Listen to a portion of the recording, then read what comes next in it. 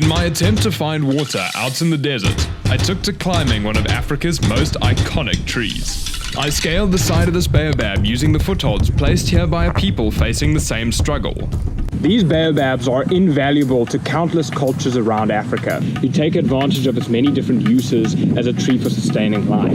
The most important being its ability to contain vast amounts of water. In the old stories when Africa was created, every animal was given a certain seed of a species of tree to plant all around the continent.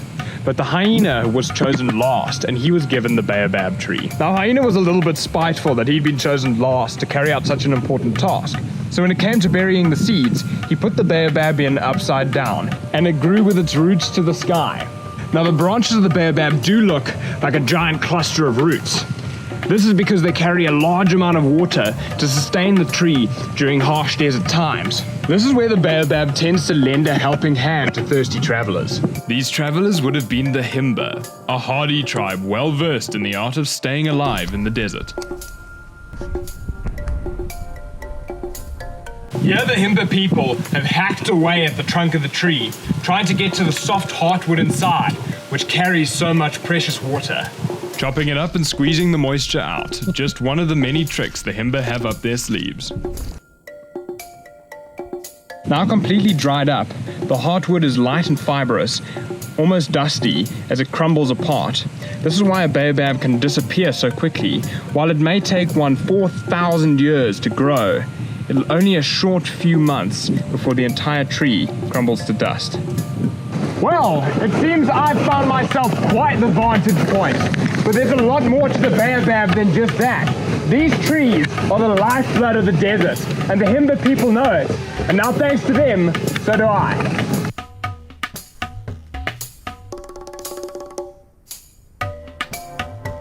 Not 10 meters from the baobab is a pile of corkwoods with their stems cut off at the base. Probably done by the same Himba people who would have cut the roots off, shaved it up into a pulp, and extracted the water from it. These corkwoods are actually a fantastic source of water out here.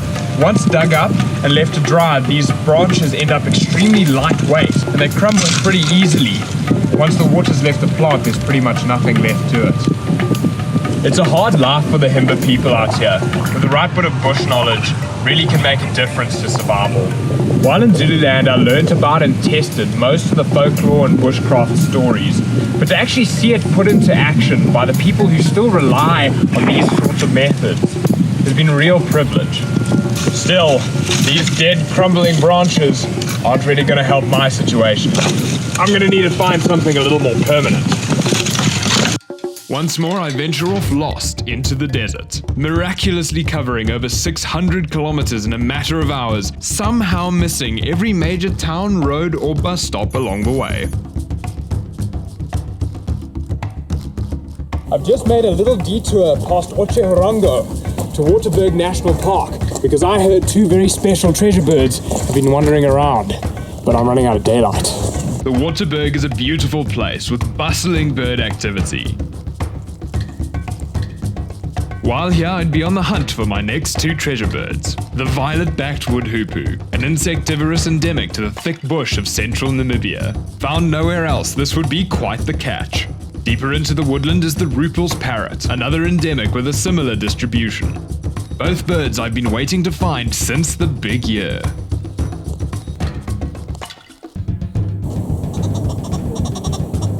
I've got the woodhoopoos.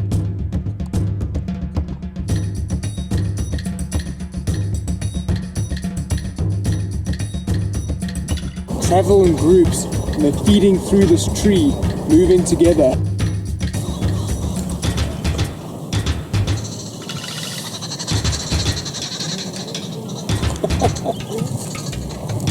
Two out of 10, also bumping my life list up to 752. Hopefully I'd make it to 760, provided all the other treasure birds were as cooperative as the woodhoopoo.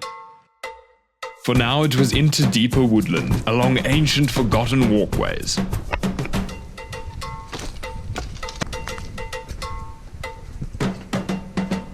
Here the bush and wildlife begin to change. New species emerge and the conditions become perfect for the Rupel's parrot. The going was a little tougher, but I knew what I was looking for, and movement to the top of a sycamore fig gave my quarry away. Something just landed in the big dead leadwood, but I've just packed away the binos.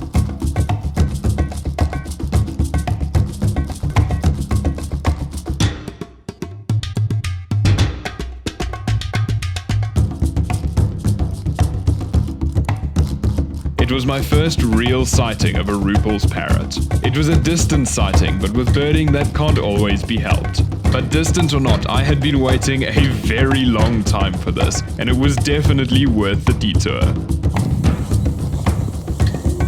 That's a Ruppel's parrot. However, for a place called the Waterberg, it had a surprising lack of water. Once again, it was time for me to drop off the grid, magically appear on some other point of the map, and continue the search for civilization.